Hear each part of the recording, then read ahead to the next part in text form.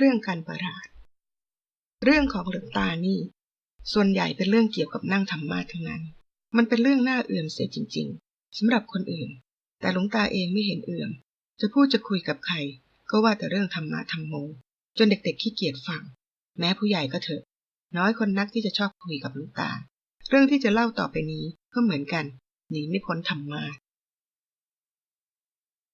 หลวงตาเทศฉันเครื่องกันมาเสียไม่รู้กี่เล่มเกวียนแล้ว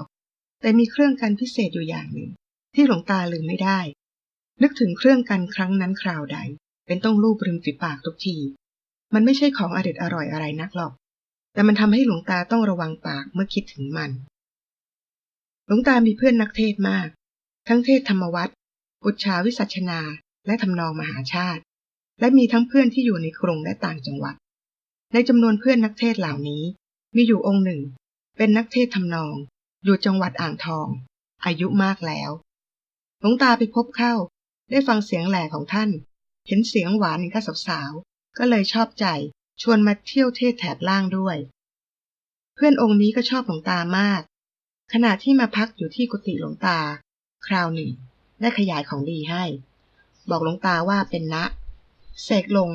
แตะที่แผ่นลิ้นลงแล้วไปเทศที่ไหนคนฟังต้องติดทุกที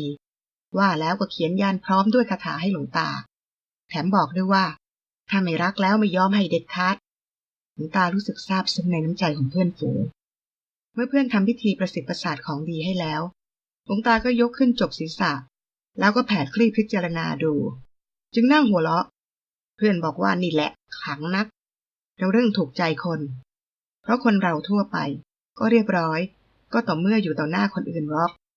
ตรงลับหลังหรือความรู้สึกภายในใจก็ชอบลามกสัปดนด้วยกันทั้งนั้น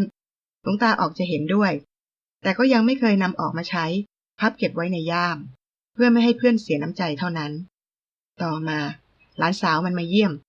หลวงตาเผลอไปยังไงไม่รู้อีหลานสาวมันถือวิสาสะคนย่ามไปเจอณวิเศษเข้าถึงกับร้องเสียงหลงว้ายหลวงตาสัปดนเอารูปขี้ข้าอะไรมาไว้ในย่ามก็ไม่รู้หลวงตานึกถึงเรื่องนี้ก็อดจะอายอีหลานสาวมันไม่ได้และนึกเรื่อยเฉยต่อไปถึงเครื่องกันเทศพิเศษที่ได้รับคราวที่ไปเทศวัดหนึ่งที่บ้านนานครนายกนี่ดีแต่ไม่ใช่ณมหานิยมของเพื่อนยังได้รับเครื่องเทศกันประหลาดถึงเพียงนี้ถ้าหากไปใช้เข้าจะได้รับร้ายแรงกว่านี้สักเพียงไหนปกติ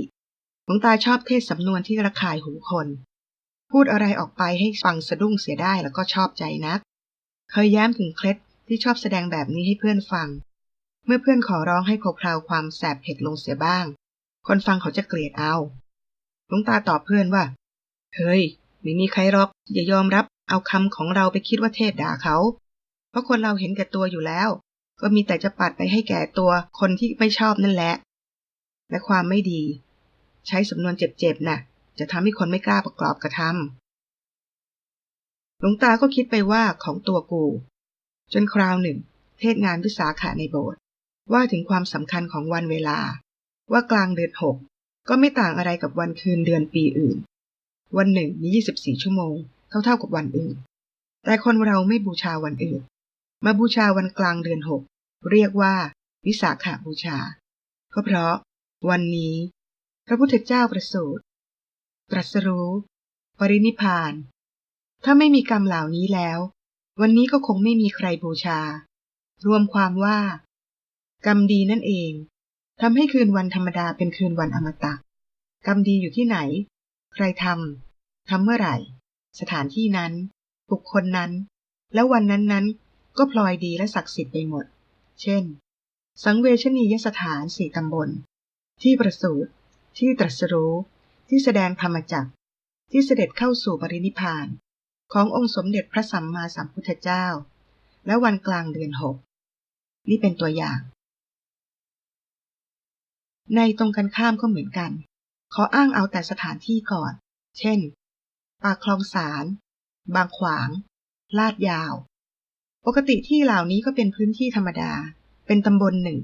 ซึ่งยังไม่มีความหมายอะไรต่อมาเมื่อทางราชการกำหนดเอาสถานที่เหล่านี้เป็นโรงพยาบาลรักษาคนบ้าเป็นแดนกักกันคนชั่วทุจริตก็เลยพลอยทำให้แผ่นดินตรงนั้นเสียชื่อ เป็นสถานที่อัปมงคลไปอะไรเล่ามันทำให้เป็นเช่นนั้น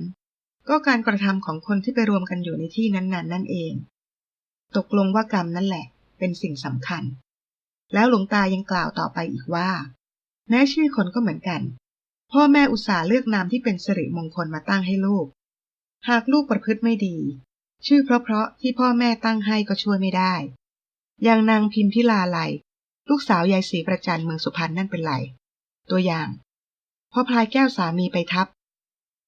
คิดถึงจนล้มป่วยรักษาไม่หายแม่ศรีประจันอุตส่าห์พาไปหาครัวตาจูวัดป่าครัวตาจูก็เมตตาดูดวงชะตาให้เห็นว่าชื่อเก่าเป็นกาลกิณีจึงเปลี่ยนให้ใหม่ว่าวันทองชื่อเพราะหยอกไปหรือแต่ทุกวันนี้ผู้หญิงสาวๆใครถูกเรียกวันทองก็เป็นอันเคืองขนาดไม่ยอมเผาผีกันทีเดียวเพราะอะไรเล่าเพราะวันทองแกทำกรรมไม่ดีไม่ใช่หรือเป็นหญิงสองชายใจโลเลจนกระทั่งพระพันวษาต้องสั่งประหารเพื่อมิให้สตรีรุ่นหลังเอาเยี่ยงอย่างหลวงตาย้ำอีกว่าแม้ปัจจุบันนี้ก็ยังมีเป็นผู้ชายชื่อเพราะไม่แพ้วันทองเลยหนุ่มๆพอถูกเรียกด้วยชื่อชายผู้นี้เป็นสะดุ้งสุดตัวทุกคนประจวบกับระยะนั้นมีชายหนุ่มคนหนึ่งเป็นข่าวคลึกโครมหลวงตาออกชื่อชายหนุ่มคนนั้นด้วยและสรุปโดยชี้ให้เห็นความสำคัญของความประพฤติของกรรมคือการกระทำเตือนให้ผู้ฟังระวังชื่อเสียงเว้นชั่วทำแต่ดีเข้าไว้เทศจบแล้วออกจากวัดได้ฟังข่าวแซ่บไปว่ามีผู้มีเกียรติท่านหนึ่งเป็นผู้ชายทนฟังอยู่ไม่ได้ลุกสะบัดก้นออกจากโบสถ์แล้วโพลธนาเล่นงานหลวงตาว่าเทศหยาบไม่ควรนำชื่อชายหนุ่มคนนั้นไปอ้างในสถานที่ศักดิ์สิทธิ์เช่นนั้นหลวงตารู้เรื่องหัวร่อร่าและบอกเพื่อนว่าแหมเทศคืนนั้นได้ผลเร็วจริงผมรับรองได้ว่าท่านผู้มีเกียรติคนนั้นไม่ข่มขืนเด็กแน่ที่วัดในเขตบ้านนานครนายกหลวงตาคุยกับพวกทายกทายิกาก่อนจะขึ้นเทศแสดงธรรมาสล่างเสียก่อนทุกทีถ้ามีโอกาสวันนั้นหลวงตาถามใครต่อใครให้วุ่นไปหมดว่ามาฟังเทศทำไมส่วนมากตอบว่ามาฟังเอาบุญหลวงตาไม่ว่าอะไรบังเอิญชายคนหนึ่งอายุมากแล้วถูกหลวงตาถามก็ตอบอย่างไว้เชิงว่าก็มาฟังเพื่อดับทุกข์สิขอรับคราวนี้หลวงตาเลยถามต่อไปว่าโยมมีทุกข์อะไรล่ะชายคนนั้นลังเลอยู่หน่อยหนึ่งแล้วก็ว่าจนครับอยากจนครอบจักรวาลหลวงตาตอบความแล้วคุยไปถามไปทำไมจึงจนแก้โดยวิธีใดลักขโมยเขาแก้จนหรือแก้จนด้วยการขายไร่ขายนาขายงัวขายควายไปเล่นหวยใต้ดิน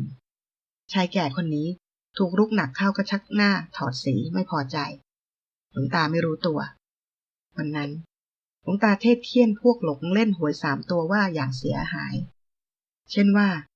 จนก็ต่ำอยู่แล้วยังมากดตัวเองให้ตกลึกลงไปด้วยการประพฤติเลวอีกควรตั้งหน้าทำมาหากินประกอบเหตุแก้จนให้ถูกเรื่องเทศจบแล้วก็ลงธรรมาสน์มานั่งอาสนะสงฆ์และประเคนไทยทานหลวงตาเหลือไปเห็นชายแก่ที่คุยกันก่อนขึ้นเทศประคองพานมามีขวานผ่าฟืนเล่มเบ้อเร่อวางอยู่ยกจบศีรษะจับประเคนหลวงตาจึงร้องว่าเอ๊ะโยมเอาขวานติดกันเทศเชียวหรือครับขวานเล่มนี้สำคัญมันฟันมันถากได้สารพัดเว้นอย่างเดียวเท่านั้นแหละชายแก่ว่าอะไรละโยมที่ว่าเว้นน่ะหลวงตาสงสัยด้ามมันเองขอรับด้ามของมันถากไม่ได้และไม่เคยถากหลวงตาเหงื่อชุ่มจีวรหน้าถอดสีนี่แหละเครื่องกันเทศที่ฝานใจทำให้ต้องลูบริมฝีปากทุกครั้งเมื่อนึกถึง31 พฤษภาคม 2511